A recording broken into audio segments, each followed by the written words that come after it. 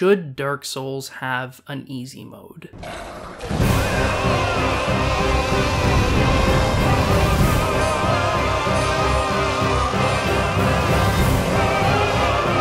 This seemingly innocuous question has proven one of the most fraught and heated conversations in modern video game culture. One extreme sees an easy mode as a fundamental slight against the artistic integrity of the series, while another views the refusal to provide the option as no less than elitist gatekeeping. For those outside the loop, a bit of context. Dark Souls is a series of action role-playing video games from Japanese developer From Software, most famous for their high challenge, intricate level design, and obtuse storytelling. The main series consists of the Dark Souls Trilogy, as well as Demon Souls, Bloodborne, and Sekiro Shadows Die Twice, which aren't technically sequels, but do work off the same foundation and prompt the same easy mode question. And with a new From Software title releasing in just a few months' time, a new wave of debate is no doubt on the horizon. Personally, I fall pretty firmly on no, these games do not need an easy mode, and I want to talk about why. There's no shortage of articles and YouTube videos arguing that same thing, but a lot of these have a condescending, get good idiot attitude that I don't find particularly helpful or persuasive. More simply, I just really want to get my own perspective out there. I realize I'm a film YouTuber first and foremost, and no one is expecting or really needs me to make this video, but I can't help myself. What can I say? I spend a lot of time thinking about these games. There are, however, two things I need to establish before moving forward. First, I want to distinguish between accessibility and approachability. When people talk about video game accessibility, they usually mean one of two things. Either how inviting a game is for new people to pick up and play, or if the game provides options for players with disabilities. And for this video, I'm really focusing on the former. In terms of whether Dark Souls should have more options that address disability, I think yes, it absolutely should. All games should do more to provide options for players with disabilities. But while the discussion of accessibility options in gaming is related to the easy mode debate, I'd also argue these are separate issues. To quote Rachel Watto in PC Gaming, adding an easy mode is not the golden ticket to solving a game's inclusivity issues. Watto goes on to state that inclusive design might include additional difficulty modes, but there is a long list of ways games can be made more accessible, from UIs you can resize to colorblind modes. And in the case of From Software games specifically, I don't think an easy mode would adequately address disability. Common disabilities cited in regard to gaming accessibility are impairments which can affect reaction time and hand-eye coordination. Giving the player more health and damage output might mitigate those issues to some degree, but they don't actually address the emphasis on timing and precise reactions Dark Souls combat requires. Proper inclusive design would need to be much more intricate than just simply tweaking the damage sliders. My argument is against the addition of an easy mode in Dark Souls, not accessibility options. To that end, I'm going to avoid using the term accessibility in this video when discussing how welcoming From Software's game design is to new players, and will instead use approachability. Accessibility is a critical discussion to be had in gaming culture, but it's not what I'm arguing here. The second thing I want to establish is my relationship to From Software's games. I came to the developer with Bloodborne, which I admittedly was nervous to start given Dark Souls' reputation as a hard game for hardcore gamers, but the lavish reviews encouraged me to take a risk. And I'm glad I did, because I quickly went from, wow, this is really cool but also hard, to this is my favorite game ever and I literally can't stop playing. I have never, before or since, fallen so fully into a video game. I've played through the main game and the Old Hunters DLC multiple times, went through the Chalice dungeons with a buddy to seek out Queen Yharnam, and devoured every speck of lore I could find online. And I needed more. Dark Souls 1 was unavailable on PS4 at the time, so I skipped to Dark Souls 2. And I know people say this is the bad one, but I stopped Witcher 3 dead in its tracks to drop 40 hours into Drangleic and had a blast. I followed that immediately with Dark Souls 3, which I also loved. And while Dark Souls Remastered is a bit middling as far as remasters go, it was nonetheless thrilling to finally play the modern classic I'd heard so much about. By the time Sekiro launched, I was there day one. Still haven't played Demon Souls though. PS5s are hard to come by. My point in all this is not to declare myself some sort of Soulsborne expert, nor to imply if I can do it, you can too. I just want to lay my biases out on the table. I am a flagrant, unapologetic fan. And while I've done my best here to keep my fanboy in check, I want to be transparent about where I'm coming from. So with all that established, I can present my take on the Dark Souls difficulty debate. My goals are to contextualize From Software's games within the broader gaming culture, to outline how challenge is already addressed by From Software's design, and finally, to argue why and how difficulty lies at the core of Dark Souls, Bloodborne, and Sekiro's appeal. But before I explain how I learned to praise the sun and stop fearing the old blood, let's talk about today's sponsor, Skillshare. Skillshare is an online learning community with thousands of classes in all manner of subjects, available to anyone interested in expanding their knowledge and learning something new. Whether you've come to this video as a gamer or as a cinephile, you're no doubt interested in storytelling, and maybe even making stories of your own. If so, check out Daniel Jose Older's class, Storytelling 101, Character, Conflict, Context, and Craft. Daniel is a New York Times best-selling author of fantasy fiction, and his class is designed for both the novice writer and the experienced veteran. Daniel's lessons cover not only how to enrich the drama and details of your stories, but also how to overcome more pragmatic struggles like writer's block. Skillshare is also ad-free, and the first 1,000 people who click the link in the description will get a free 1-month trial of Skillshare's premium membership. Whether you're a pro looking to sharpen your skills, or a novice striking up a new hobby, Skillshare has got you covered. But where's an outsider like yourself to begin? In her article in favor of easy modes, Helen Ashcraft concludes by stating that, with a little more understanding, easy modes can be made the norm. And I find this a bit odd, because the inclusion of easy modes is already the norm. Particularly when it comes to mainstream AAA games, most releases come with a whole smattering of difficulty settings. The classic trifecta of easy, normal, hard has expanded into 4 settings thanks to shooters like Halo and Call of Duty, from the brutal hellscapes of Veteran to the breezy stroll of Recruit. Horizon Zero Dawn offers 6 different difficulty modes, drawing a fine line between hard, very hard, and ultra hard. Sometimes you need to commit to a specific difficulty from the start of a playthrough, but it's also common for games like Skyrim to let the players adjust the challenge mid-encounter.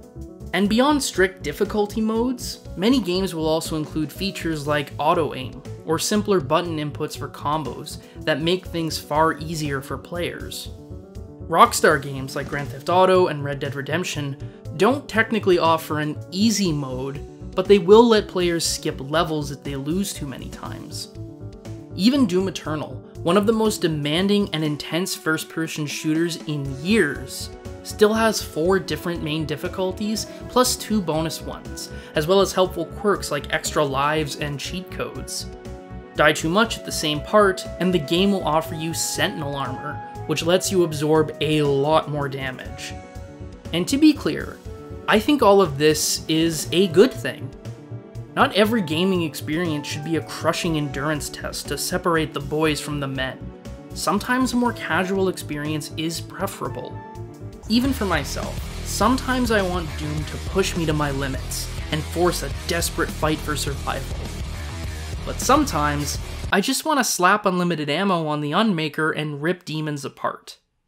But my question is, if the vast majority of games on the market already offer all sorts of difficulty settings and modifiers to maximize approachability, why does Dark Souls need to? There's this underlying implication in a lot of the articles arguing for an easy mode that this is some pressing issue in modern gaming, shutting out swaths of potential players out of the art form when it's largely just one developer's creative choice and the handful of games they've inspired. Gamers looking for easy modes have tons of options. Hell, thanks to games like Jedi Fallen Order, you can play a Souls-inspired video game with the comfort of multiple difficulty settings. My point here is not to say that arguments for or against an easy mode in Dark Souls are invalid, but to contextualize those arguments a bit better. Despite the urgency and fervor a lot of writers have brought to the table, this is ultimately a micro issue that largely concerns one very specific subgenre shaped primarily by one developer. To that end, there's actually another developer that often doesn't offer easy modes either, and it's a pretty big one too.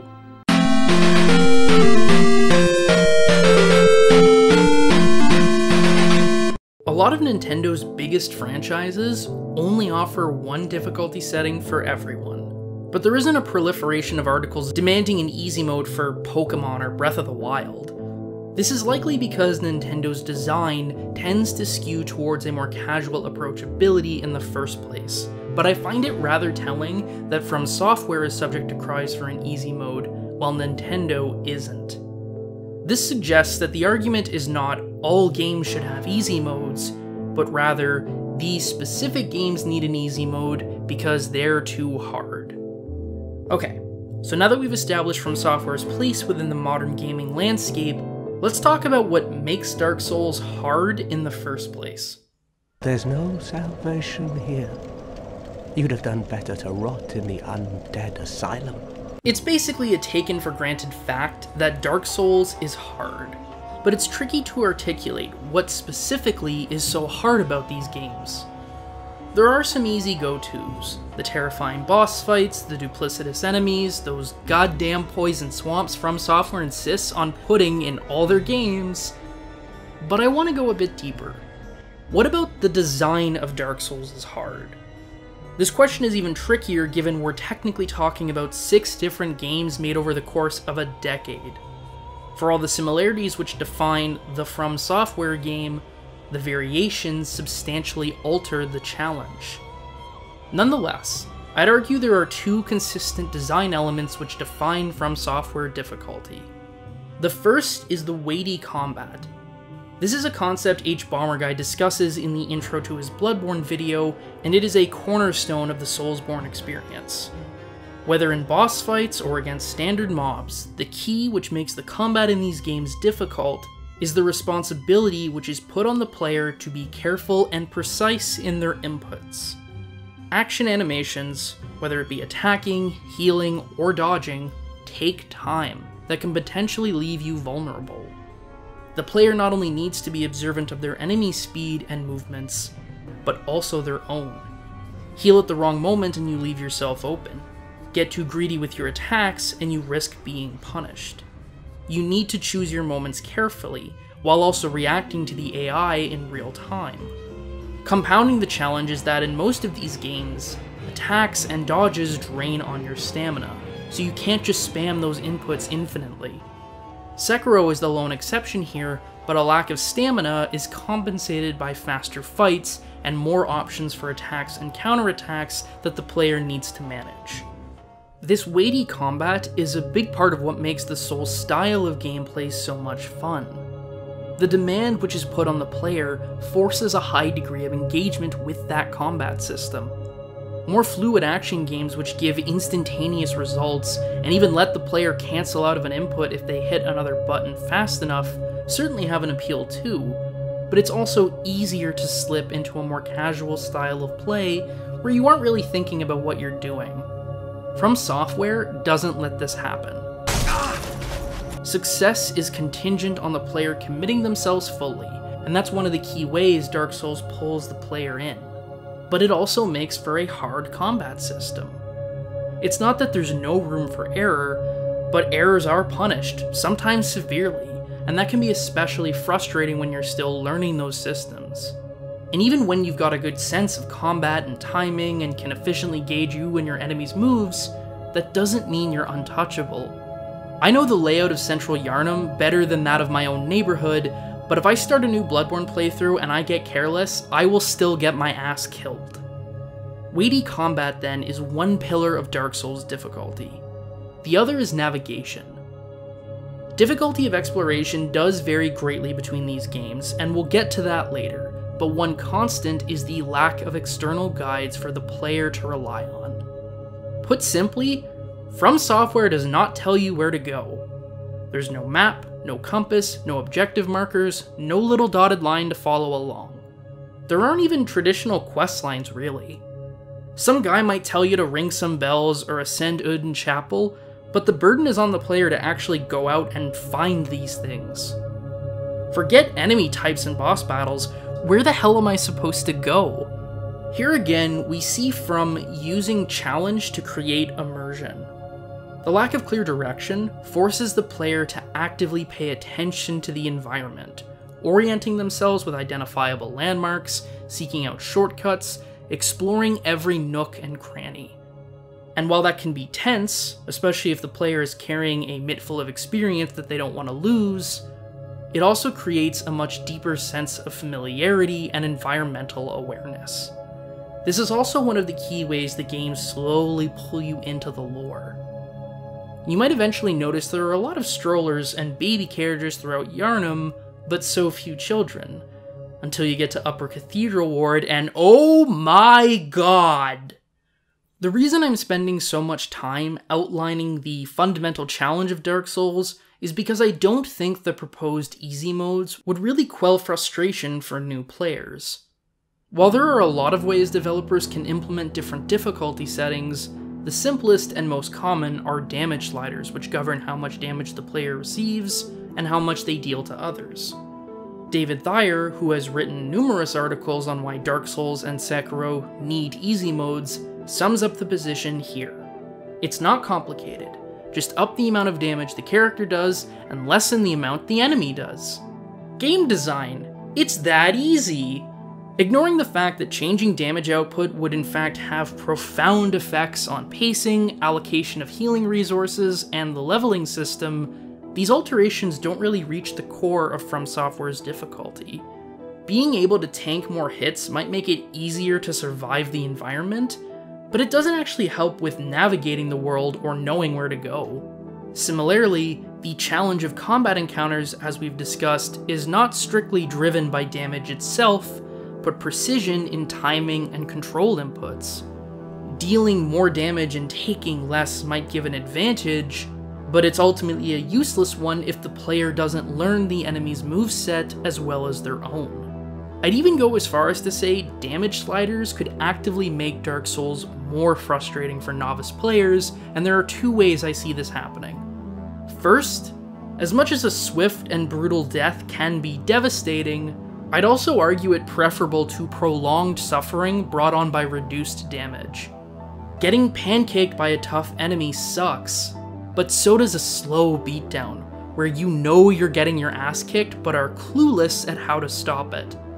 Which is the second factor at play here. As punishing as From Software can be, these defeats are ultimately good lessons that teach you how to play better. Bloodborne's opening level is a great example of this. Almost immediately, the player is asked to navigate huge mobs of multiple enemy types with a mix of melee and range attacks. And it's really hard. My first time playing, I died on these winding streets a lot. But those deaths teach you a lot about managing your stamina, prioritizing your targets, learning different enemy movesets, and picking off individuals or small groups, rather than facing down everyone at once. I know the phrase "get good" can have an unpleasant connotation, but it's remarkable how From Software's design facilitates just that. You can't progress unless you learn how to play the game better. By the time a player has reached the end of Central Yharnam, they've learned the basics of combat, exploration, and fought two bosses, which broadly cover the binary of giant monsters and humanoid hunter battles. I've always maintained that if someone can get through all of this, they can beat the whole game. As an alternative, I want to talk about my experience with L.A. Noire. A video game about being a 1950s detective solving murders might seem an odd comparison with Dark Souls, but bear with me. I played this game back when I was a teenager and was hopelessly incompetent. I'd be interrogating a little girl crying about her mother's murder and be like, "Don't lie to me, you little brat, I know you killed her. Confess or it's off to the gas chamber with you."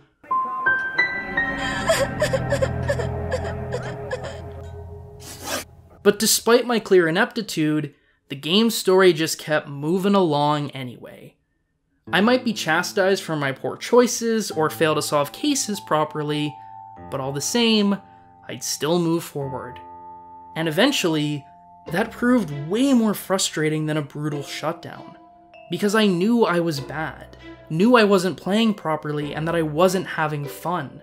The lack of meaningful consequences for my actions weren't incentivizing me to learn how to play better and engage with LA Noire's systems correctly. Dark Souls brings those consequences, and in doing so, pushes the player to improve. To get good, as it were. And that's where the fun is found. The risk-reward balance of successfully parrying attacks, or systematically moving through an area, or going toe-to-toe with a deadly enemy, is accomplished because From Software's design coaches the player to learn those systems. The game's being hard is crucial to those lessons.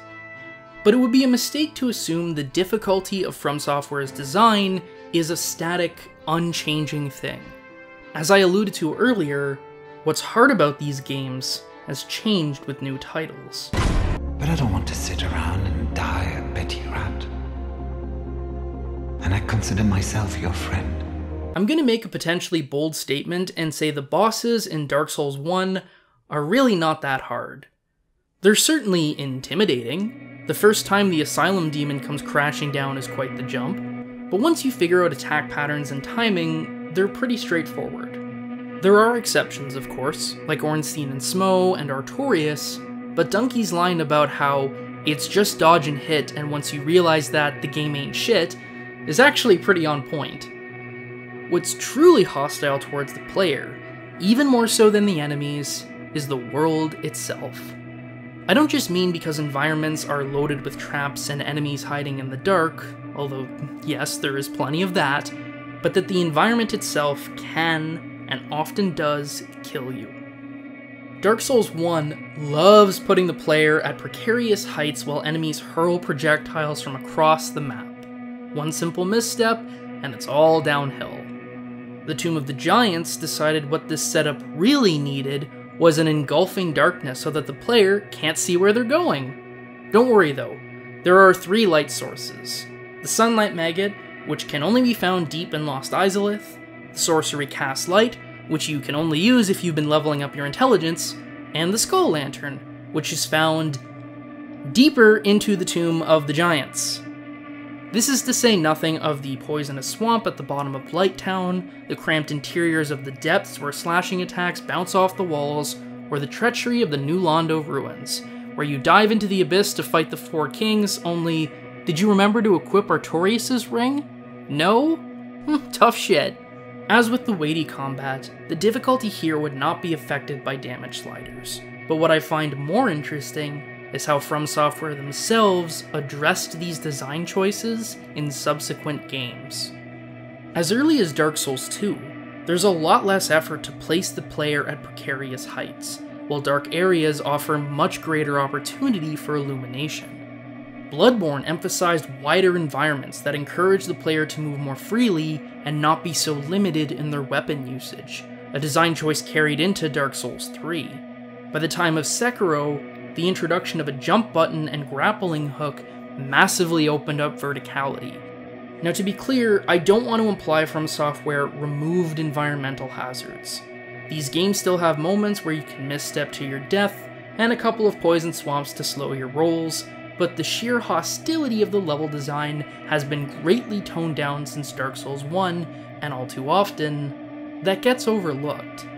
Demands that From Software add an easy mode to their games ignore the ways in which the developer has in fact altered their design choices to be more fair and forgiving to its players with each new release.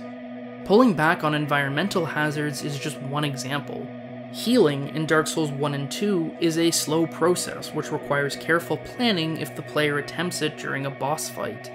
You especially feel that tension when fighting Artorias, whose range of attacks make it difficult to avoid damage entirely, yet whose relentless speed and ferocity make taking the time to heal a calculated risk. Watch out! Watch out! With Bloodborne, the developer wanted to further lean into that speed and intensity for their boss fights, so to compensate, healing is now almost instantaneous.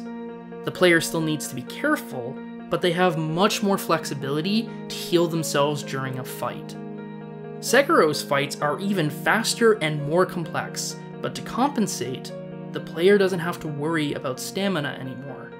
And hey, you know what part of Dark Souls is much harder than Gravelord Nito? The run-up to Gravelord Nito. The path between the nearest checkpoint and the boss fight is long, confusing, and littered with all sorts of tricky enemies. This is in fact a reoccurring feature in Dark Souls 1. Long paths the player must traverse between bonfire and boss, which become especially arduous if it's a tough boss you keep dying to. Even Lord Gwyn, the final boss in the game, requires running through a half-dozen Black Knights. And yeah, these guys are meant to remind you of parries, which, spoiler alert, cut Gwyn down to nothing, but still, if you're just trying to get back into the boss fight, having to run through or fight a bunch of enemies you already know you can handle can be very frustrating and not especially fun. And with later games, we see From Software gradually reduce these runs. With Bloodborne, almost every boss has a massive time-saving shortcut. Semi-long runs between checkpoint and boss are still a factor in the early game when the player is still learning, but by late game areas, From trusts you've figured out how to play, and lets you jump right back into the boss fights. In Sekiro, the increased mobility allows players to so thoroughly circumvent their environment that not only are checkpoints often right in front of a boss room, but the game also lets players simply return to their last checkpoint or the hub world at any time with no penalty. Exploration has become more forgiving. And speaking of exploration, I want to talk about the final way From Software has made their games easier since Dark Souls 1. In basically all of these games, the player has the ability to warp between checkpoints and the hub world. For any non-gamers watching, this means the player can teleport from key locations scattered throughout the game without having to physically re-trek through old areas. But in Dark Souls 1, the player doesn't unlock warping until the halfway mark, and even then, the ability is limited. This means that the player is expected to have a greater sense of world awareness, how one area connects to another, and the most efficient routes for moving through Lordran, so that they can manually traverse the game's interconnected levels. This is, in fact, one of the great strengths of the first Dark Souls. The sense of moving into a mysterious unknown is palpably felt the further away the player gets from the comfort and safety of Firelink Shrine. You really feel the weight of being a small person facing the enormity of a dangerous world, and that also makes for a powerful sense of relief when a stray elevator ride brings you back home to Firelink. And even when shortcuts don't bring you directly to safety, it never stops being thrilling when unlocking a door connects two areas that at first seemed entirely disconnected. The lack of warping helps facilitate and enhance this very specific type of exploration, but it also has drawbacks. Not having convenient access to a blacksmith means the player might get stuck in a challenging area with an underdeveloped weapon. Get yourself killed. Lack of fast travel also means a lot of backtracking through areas you've already mastered, which, like the long boss runs, can become really tedious. It's also worth noting that the second half of the game had warping in mind, so late areas don't interlink with nearly the same intricacy. Costs help you if you're the kind of determined player who makes it through the catacombs and most of the Tomb of the Giants before acquiring the Lord Vessel, only to be met with an impassable fog gate which prevents you from fighting the boss. Guess you gotta make the long climb all the way out and come back for Nito later, idiot. Where the lack of warping really hurts though is at the bottom of Blighttown. Assuming a player didn't take the Master Key as a starting gift and take the shortcut from Firelink, getting here involves killing the Capra Demon in Lower Undead Burg to get the key to the depths, traversing the sewer system of the depths, fighting the Gaping Dragon to get the key to Blighttown, and finally fighting through Blighttown itself. A mess of rickety structures, grotesque enemies, and a maze-like spiral to the bottom. But when you make it to the bottom bonfire, all that stands between you and the second Bell of Awakening is the boss, Chaos Witch Quelaag. Unfortunately, between you and Quelaag stands a poison swamp, crag spiders, poison-spitting giant mosquitoes, man-eater Mildred, and these dickheads throwing boulders. Now, the run between bonfire and boss fight is not itself especially strenuous, but the swamp makes it virtually impossible to make it from point A to B without being poisoned. A status effect which slowly drains a player's health until either the effect wears off or the player dies. Cures for poison are few and far between. There's the Remedy spell, but that's only an option for players investing in a magic build who've leveled up intelligence. Divine Blessings fully restore health and cure all status effects, but it's also extremely rare a player will have any at this point in the game. All that's left are purple moss clumps and blooming moss clumps, consumable items which cure poison, but supply is limited. The Blow Dart Snipers are the only enemies in Blighttown who drop either clump on death, and they don't respawn, so the player can't farm them for extra items. Outside of Blighttown, the Ents of Darkroot Garden also drop moss on death and they do respawn, but it's also possible for a player to make it to Blighttown before even seeing Darkroot. The only other source of purple moss clumps and blooming moss clumps is the female undead merchant by Firelink Shrine, who sells an unlimited amount of both for 500 and 1,000 souls per clump, respectively. A knowing player can stock up on clumps from her, but we first meet this merchant long before poison has been a major threat, and therefore it's unlikely that a novice will find it necessary to invest in these items. All that to say, it's not unreasonable to assume a first-time player at this stage of Dark Souls probably doesn't have a lot of resources to counter poison. Meaning that if you want to fight Quelaag without poison slowly draining your health, you'll need to use a clump. And if you die, you'll need to cross through the swamp and cure yourself again. Subsequent deaths further draining on your resources to the point that it doesn't take long to run out of clumps entirely. A player in this situation has three main choices. First, enter the fight poisoned and kill Quelaag while also managing a draining health bar. This is certainly doable, but it makes an already challenging boss fight much more difficult, for reasons that aren't especially fair to the player given they can't avoid being poisoned. Second, wait for the poison to subside outside the fog gate, which is time-consuming and not very fun, especially if the fight is taking multiple attempts. Or third, leave Blighttown and return to Firelink to buy more clumps from the female undead merchant.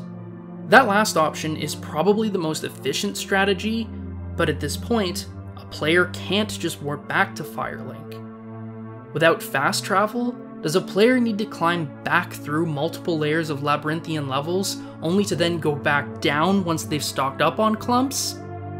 Thankfully, no. There is a shorter route from Blighttown which connects directly to Firelink and is exponentially faster. But it's not effortless either. The player still needs to cross the poisonous swamp, still needs to contend with powerful enemies, needs to successfully navigate more of Blighttown's treacherous scaffolding, needs to find the key to unlock the shortcut in the first place, and needs to make the right turn at New Londo towards the elevator and to Firelink, rather than going deeper into a flooded city full of untouchable ghosts that will murder the shit out of the player. And all this requires the player successfully identify this route out of Blighttown in the first place, which they might well miss. All this, I have to stress, is just so the player can enter the boss fight on equal footing. And you can justify it all to some extent. Dwindling of resources is part of the journey into an unknown and hostile world. There needs to be real consequences for the pressure of managing your inventory to actually matter.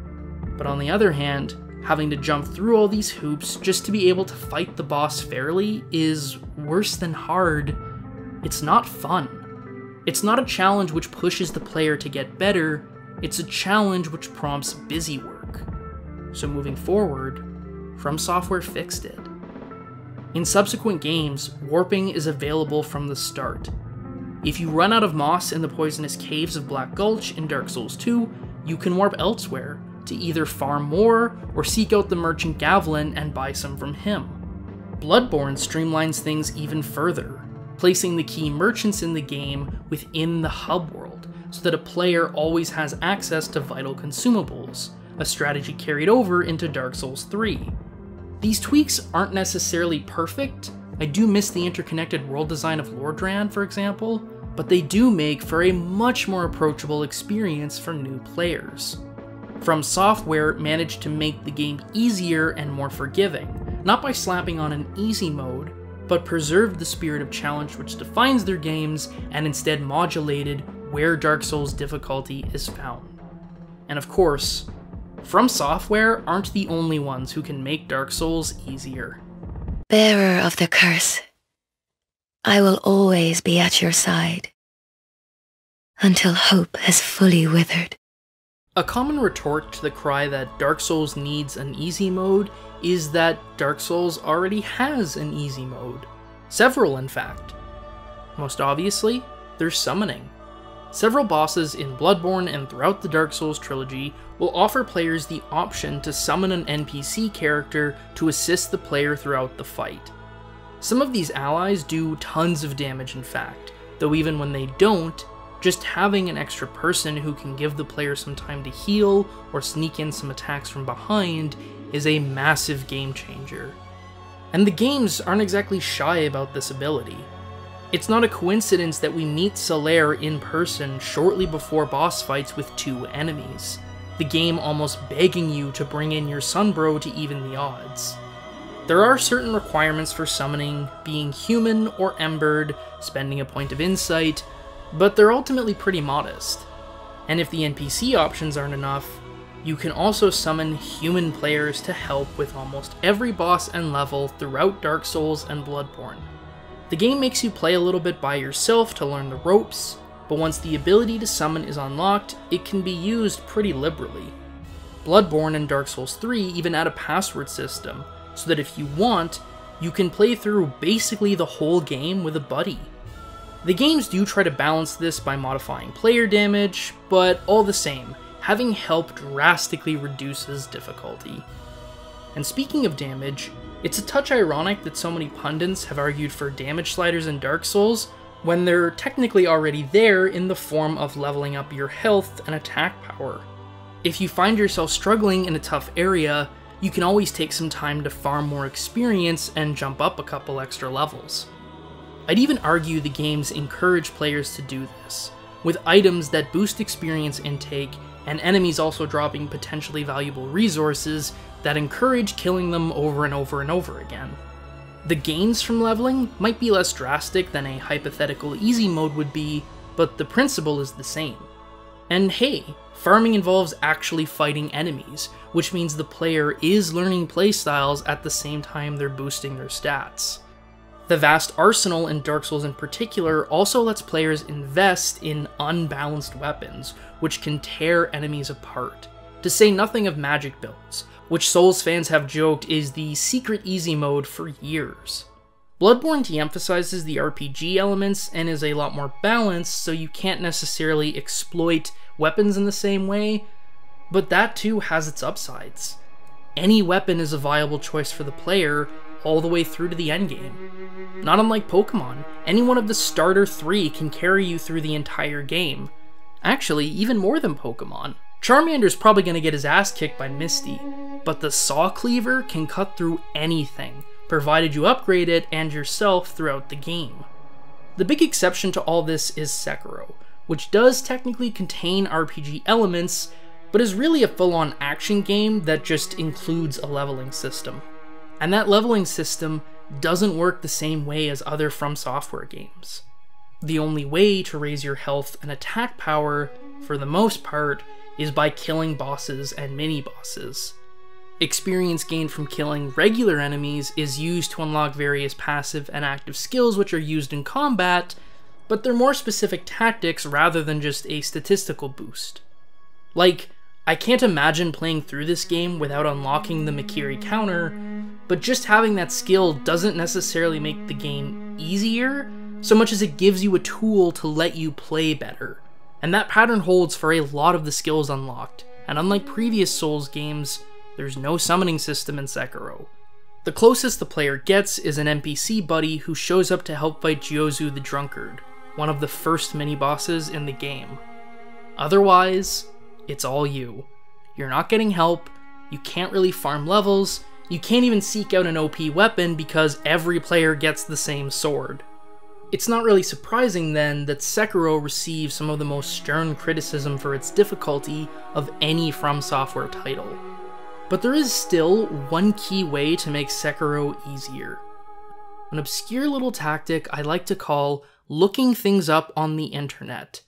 There are countless wikis, forum threads, online walkthroughs, and video tutorials designed to help the player through Sekiro, as there are for every Souls game. And to be clear, just because a guide shows the player a way through doesn't mean that the player is capable of replicating that success, but these guides can open up tactics and strategies that the player might not have considered. This is especially prominent in Sekiro, where a lot of the toughest enemies have hard counters which can devastate their offense. Jin Suxazi's speed is certainly intimidating at first, but if you parry his double slash attack, you can kill him in seconds without even moving. The Guardian Ape is a rather infamous boss fight typically considered among Sekiro's hardest, but the game also tells you beasts are afraid of fire. Try either the firecrackers or the flame vent, and you'll see just how deep that fear goes. Also, use the loaded spear in the second half of the fight at the right moment for both a big advantage and a gruesome little surprise. To cite an anecdotal example, I remember the Blazing Bull being one of the most frustrating parts of any From Software game, until I learned, wait, you can parry this thing's attacks? Total game changer. The Demon of Hatred, an optional boss fight at Sekiro's end which is overwhelming in power and speed, has several hard counters. The Malcontent Finger Whistle can stun the boss and opens up a ton of potential damage, while Suzuku's Lotus Umbrella, in tandem with the Projected Force skill, lets the player absorb the fire damage from the demon's belly flop attack and throw it right back at the boss for massive yield. None of these counters trivialize these fights, but they can make the difference between a boss who seems impossible to one that is hard but eminently doable. You might not be able to summon a buddy to assist in the fight, but you're not actually alone. Is this the blood? The blood of the Dark Soul. In Kotaku's article, An Easy Mode Has Never Ruined a Game, Joshua Rivera cites Bungie's original Halo trilogy, which featured 4 different difficulty settings, even though Heroic was Halo as the developer intended. The implication is that if Halo can offer multiple difficulty options while still pointing players to an intended experience, why can't Dark Souls? And the answer is that Halo is a power fantasy. The appeal of playing as Master Chief is that of being a badass action hero, mowing down platoons of alien enemies and defending humanity against intergalactic threats. That effect does not land if the player is constantly getting steamrolled and barely scraping by in firefights. There needs to be some challenge for the fantasy to feel earned, but all the same, the difficulty needs to find a balance that lets the player feel powerful. Letting the player modify that difficulty themselves is arguably the most effective way to achieve that balance. Dark Souls is not about feeling powerful. The appeal of Dark Souls, and of Bloodborne and Sekiro and Demon Souls, is being a small, near insignificant figure trying to influence a world that's far more vast and incomprehensible than you are. Success doesn't come from being powerful, but from being powerless and enduring anyway. There's something profound about Bloodborne letting you start the game a waste of skin and potentially end as a new being who will lift humanity into its next childhood. Or that Dark Souls 3's final DLC ends with the unkindled failure that is the player character fighting against a slave knight in the ashes of the old world for the chance that humanity can begin anew. Allowing the player to modify the difficulty to their liking removes that sense of smallness. It's much harder to feel dwarfed by a decaying world when at any time you can choose precisely how difficult you want that world to be. You might disagree and think player agency should come first, but I would counter that all games place some limitations on the player's choices in order to produce a desired experience. Halo might let the player choose their difficulty level, but it places restrictions elsewhere. Master Chief can only ever carry 2 guns at the same time. I'll bet that a lot of players have wished they could swap between any weapon at any moment, but limiting the player's arsenal meant Bungie could design encounters with specific guns in mind, while limited munitions encouraged players to continuously pick up new weapons as they found them. In other words, gameplay could be more specific and fine-tuned, while also pushing players to experiment with different weapons rather than just relying on one. A limitation that makes for a more thoughtful design. And beyond the thematic significance which comes with Dark Souls being hard, the high difficulty is also part of what makes the series fun. This is acknowledged by many of the think pieces arguing for an easy mode in FromSoft titles, but these articles paint a somewhat misleading picture. There's this persistent caricature of Dark Souls fans as aggressive alpha males, for whom conquering such hardship is this validating badge of honor, and as masochistic freaks, seeking out games that can choke them harder, daddy. And in these writers' defense, I see where they're coming from. The marketing has certainly pushed up this angle, with the complete version of the first game released as Dark Souls Prepare to Die Edition. Dark Souls 2 opens with a bunch of old ladies laughing at how much the player is gonna die, features a monument which proudly counts how many worldwide deaths have happened in the game, and even has a trophy which unlocks the first time you die called "This is Dark Souls." Subtle. Dark Souls 3's launch trailer prominently featured the line, "You'll face death. Enough death to leave you broken." And indeed, Sekiro's marketing was largely built around dying over and over again. And as with anything that's beloved on the internet, a section of the fandom is indeed toxic and unpleasant. Though I'd argue a lot of the lol get good memes are good-natured teasing rather than outward hostility. But this is all largely surface or tangential to the games themselves. The actual gameplay of Dark Souls is not sadistic in its difficulty. The appeal is not in continuously grinding the player down, but in pushing the player to achieve more than they thought possible. In an interview leading up to the release of Dark Souls 3, From Software president and games director Hidetaki Miyazaki responded to his reputation for making hard games. "I have no intention to make the game more difficult than other titles on purpose. It's just something required to make this style of game.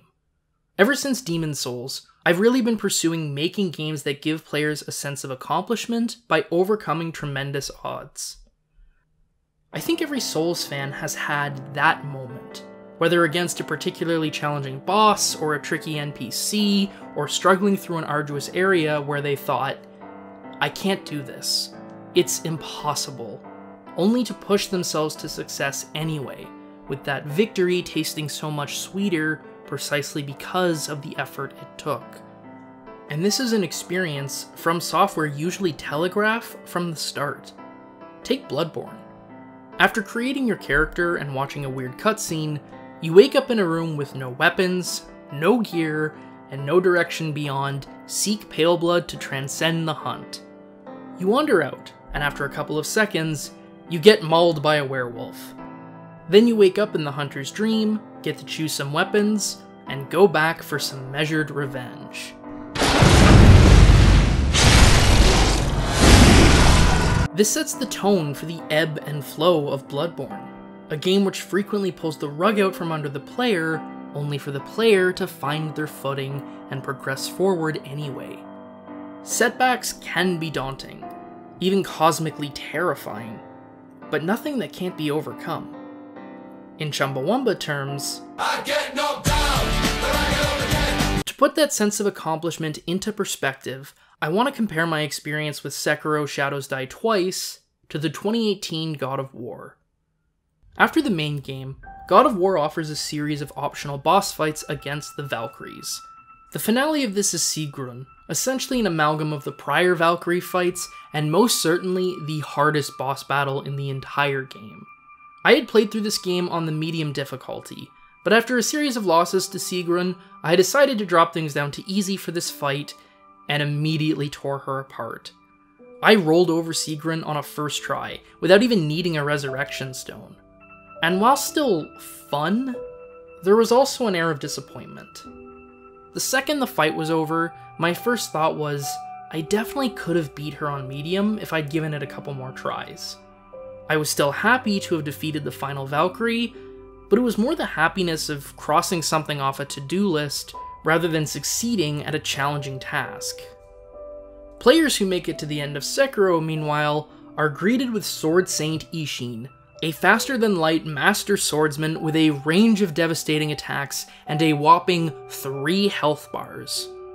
Just when you think you've got the sword figured out, he pulls out a spear. Just when you think you've got the spear figured out, he pulls out a gun. And my first time through Sekiro, I just couldn't do it. No matter my preparation or focus, I was cut down over and over and over again. Eventually, I just accepted that it wasn't gonna happen. Ishin was too good for me. And I was okay with that. I still had a great time with Sekiro. I didn't need to beat the game to have enjoyed it. Slowly but surely, I gave up and I stopped playing. But about a year and a half later, I felt that From Software itch come creeping back, and I started the game again. Now to be clear, I wasn't explicitly setting out to finally beat the game. Really, I just wanted to play Sekiro again.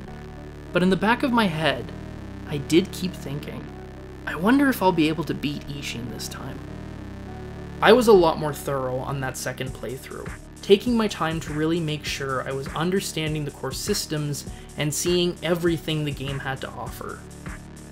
The whole path to the second fight with Owl went entirely missed my first time through, and I also took the time to make sure I fought and killed every mini-boss I had previously skipped. Speaking of skipped bosses, the Demon of Hatred. This dude's massive size, speed, and 3 health bars initially had me giving up after 2 or 3 paltry attempts. This time, I took the fight a lot more seriously. I studied the demon's moveset, sought out the best windows for attack, and researched what tools would most efficiently counteract the demon's strengths. The fight was still hard, but not impossible. It only took a couple of tries and I actually beat it? Holy shit! That just left the man himself, Sword Saint Ishin, and immediately on my first attempt, I felt so much more in control. I was still dying, but I wasn't desperately floundering against a god I could barely touch. I was going toe-to-toe with his parries, using the loaded umbrella to neutralize gunfire, striking at Ishin's most vulnerable moments. And after 4 or 5 tries, I won.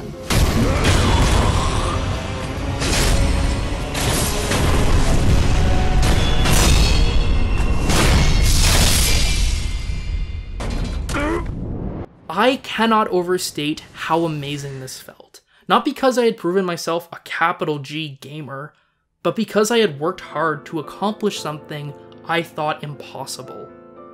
No other video game has given me nearly as satisfying a sense of achievement as the moment I hit the final death blow on Ishin. And though a dramatic example, this is the core of From Software's appeal. Facing a mountain which seems insurmountable, only to then climb that mountain anyway. If I could have dropped down to easy a year and a half earlier, I no doubt would have, but I also would have robbed myself of a profound pleasure that only the medium of video games is really equipped to deliver. If my God of War experience was relief at finishing something, Sekiro was catharsis from self-improvement. You've done quite enough. Now have your rest. A persistent notion in the articles arguing for an easy mode in Dark Souls is that an easy mode would, quite simply, allow the series to appeal to a wider number of people, and that would naturally be a good thing. The aforementioned David Thayer goes further, stating the difficulty of From Software's games appeals to a tiny subset of gamers and an even tinier subset of humanity. Which is a little disingenuous given all these titles have sold units in the millions, but even if we do accept that Dark Souls is ultimately a niche franchise for a niche audience, why is that a bad thing? Not everything needs to be for everyone. This might inspire accusations that I'm gatekeeping, so let me be clear. I'm not trying to police who can and can't be a Dark Souls fan, nor am I trying to resist the thing I like becoming popular and therefore uncool. But I do think it's a mistake to sacrifice what makes a work of art special in an attempt to appeal to a wider audience. I'm sure David Cronenberg's movies would be more approachable without all the body horror, or that general audiences could more easily appreciate Rob Halford's vocal range if he didn't use it for piercing heavy metal anthems. I could probably more easily coax my friends over to watch Seven Samurai with me if it wasn't 3.5 hours subtitled and in black and white. Changing any of these specificities would make for a more approachable artwork, but at the cost of the distinctions which helped define its artistry in the first place. This is what Souls fans mean when they say an easy mode would ruin Dark Souls. A hyperbolic statement perhaps, but one which refers to the fact that the difficulty is part of what makes From Software's games special. And if that's not for you, I get that. If you sat through my long and rambling story about what it took for me to beat Sekiro and thought, well, screw that! Then fair enough. You're not wrong for not liking From Software's design, or less of a gamer if you couldn't beat Dark Souls. But space should be made for art which doesn't appeal to everyone. Miyazaki's emphasis on creating achievement through hardship is what helped make Demon Souls such a surprise cult hit back in 2009, the first seed for what would eventually become a thriving subgenre. Yet even with dozens of games taking clear influence from Dark Souls, From Software is still exceptional. Every new release is more than just a new video game, but an event in and of itself. That's not just because they make games which are good, or even great, but because they make games which are ambitious, experimenting with standard ideas of games' difficulty, and even tweaking their own design as they fine-tune each new title. That high level of difficulty can be frustrating, even for those of us who love Dark Souls, but it can also produce profound storytelling and cathartic emotional release that could only really be achieved in a video game. That's a valuable thing, and it's worth preserving.